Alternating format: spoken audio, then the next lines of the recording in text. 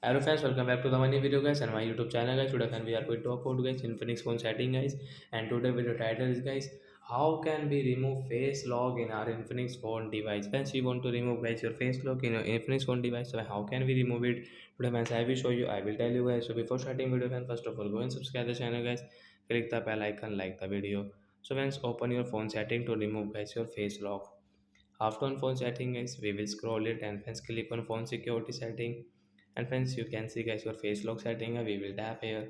Friends, draw your pattern, and friends you have any password, so enter your password. So friends you can see guys the delete face guys, tap here to remove it.